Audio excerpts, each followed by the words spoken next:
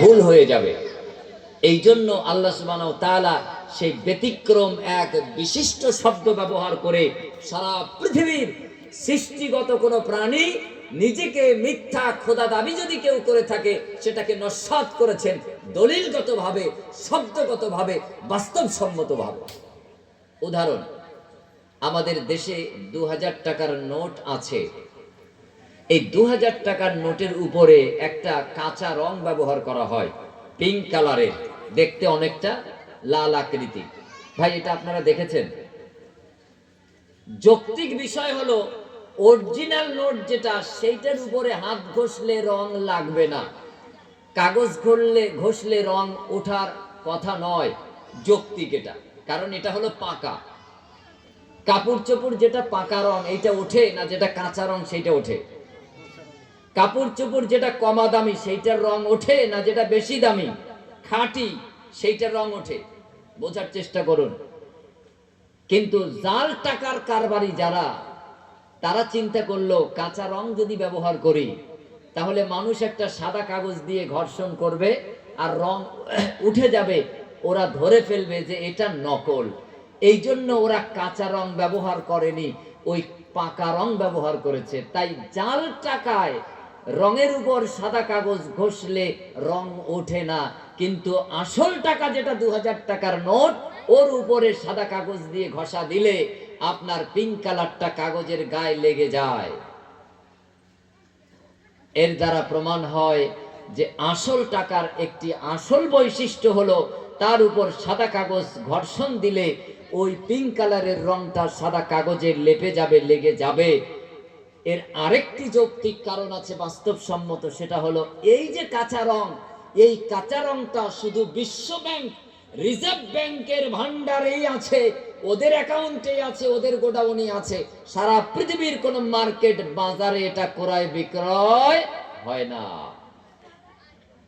আল্লাহ সুবহানাহু ওয়া তাআলা নিজের ব্যাপারে আনা শব্দ ব্যবহার না করে নাহনু শব্দ ব্যবহার করে নিজের বড়ত্ব, নিজের শ্রেষ্ঠত্ব, নিজের শক্তি, নিজের সত্তা এবং মিথ্যা দাবিদার যারা খোদা তাদের ভুল প্রমাণের জন্য মহান রব এমন একটি বিশেষ শব্দ প্রয়োগ করেছেন যা পৃথিবীর কোন সৃষ্টি ব্যবহার করতে সাহস স্পর্ধা দেখায়নি। আমাদের মালিক আল্লাহ সুবহানাহু ওয়া তাআলা সেই বিশেষ শব্দ ব্যবহার করে নাহনু এই শব্দ দিয়ে প্রমাণ করে দিয়েছেন যে সৃষ্টিরাজির মধ্যে কেউ নিজেকে যদি মিথ্যা খোদা দাবি করে তাহলে সে বলবে না যে আমরা, কারণ আমরা বললে তার মন্ত্রী পরিষদ লাগে, তার স্বরাষ্ট্রমন্ত্রী লাগে, রাষ্ট্রপতি লাগে। কিন্তু মহান রব আল্লাহ সুবহানাহু ওয়া তাআলা এমন শব্দ প্রয়োগ করেছেন যা পৃথিবীর কোন রাষ্ট্রপতি, প্রধানমন্ত্রী ব্যবহার করেননি। এখন এই শব্দটা আপনি শিখবেন, বুঝবেন কার কাছ থেকে? হেদায়েতুল ইসলামের কাছ থেকে? আরবি ব্যাকরণবিদের কাছ থেকে? না, আল্লাহ সুবহানাহু ওয়া তাআলা তিনি বলছেন কোরআন আমি নাজিল করেছি, কোরআন হেফাজতের দায়িত্ব আমি আল্লাহ সুবহানাহু ওয়া তাআলা রেখে দিয়েছি। এই কোরআন কিয়ামত পর্যন্ত নবী মুহাম্মদুর রাসূলুল্লাহ সাল্লাল্লাহু আলাইহি ওয়াসাল্লামের ভাষ্য অনুযায়ী তোমাকে বুঝতে হবে, তোমাকে মেনে চলতে হবে।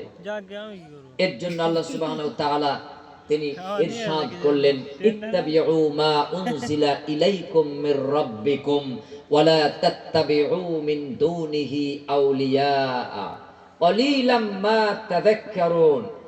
যাহা তোমার রবের পক্ষ থেকে নাজিল করা হয়েছে তাহা মেনে চলো, অনুসরণ করো। খবরদার অনুসরণ করো না তোমাদের বন্ধু বান্ধব ওলিয়া উলিয়াদেরকে। কম সংখ্যক লোকই সৎ উপদেশ গ্রহণ করে থাকে। এখানে যতজন বসে আছি এতটা অঞ্চলের পুরুষের সংখ্যা অনুযায়ী সংখ্যাটা কম না বেশি? নিশ্চয়ই কম। মহিলারা যারা বসে আছেন এতটা অঞ্চলে যত মহিলা আছে তাদের তুলনায় সংখ্যাটা বসে থাকার কম না বেশি? কমই হবে। আল্লাহ তাই বাস্তব কথা বললেন ক্বালিলাম মা তাযাক্কারুন, অল্প সংখ্যক লোক সৎ উপদেশ গ্রহণ করে। এক বাপের 3 সন্তান, তো বাপ এসে বলছে মাওলানা সাহেব আমার 2 সন্তান কোনোভাবে কথা শুনতে চায় না। একটা সন্তান যদিও বা শোনে 10টা আদেশ করলে 2টো মানে 8টা ছেড়ে দেয়। এ দিয়েও প্রমাণ হয় যে সৎ উপদেশ ছেলে মেয়েরাও বাপের থেকে উপদেশ পেয়ে কম সংখ্যক উপদেশ গ্রহণ করে। আচ্ছা, আমাদের সমাজ ব্যবস্থায় সত্যবাদীর সংখ্যা বেশি না মিথ্যাবাদীর সংখ্যা বেশি?